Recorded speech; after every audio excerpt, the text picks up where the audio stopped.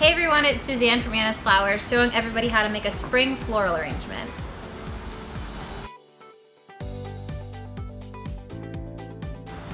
So in order to get started, you want to make sure that you have all of your material here in front of you. So I picked my vessel, which is this big candle holder. It'll be perfect for your dining room table, a coffee table, behind your couch, wherever you like.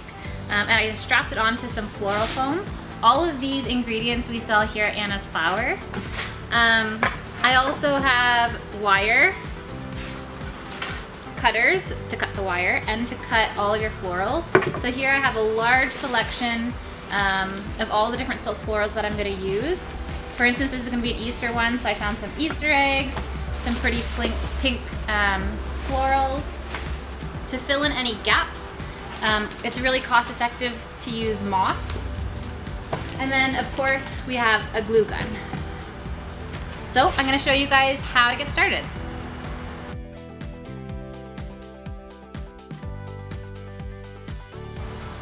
So first thing you need to do is figure out what your base flower will be. So here we have the fern. This is your filler flower.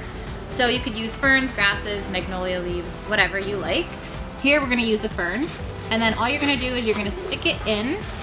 And you want to make sure that all of your filler flowers are kind of facing the same direction. That way your eye kind of follows it around.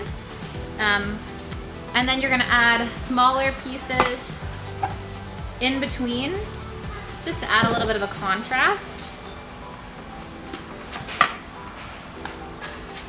This is just a quick example of how we do it.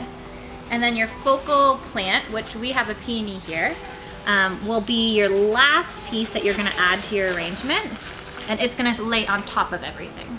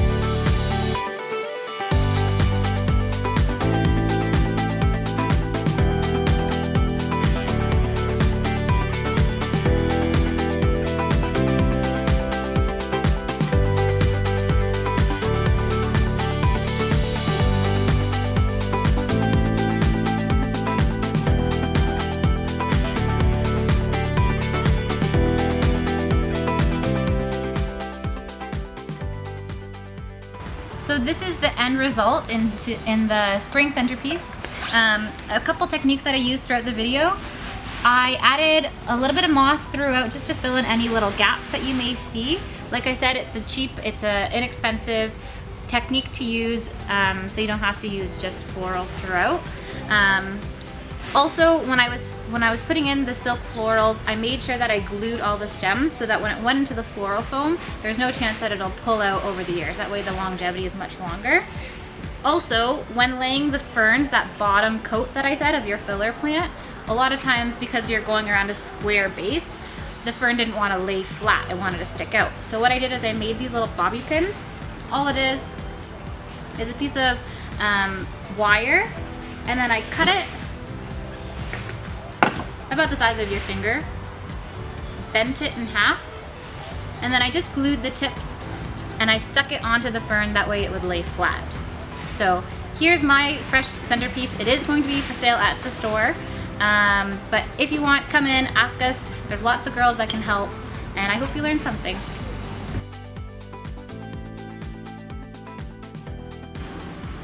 Thanks everyone for watching, and we hope to see you soon.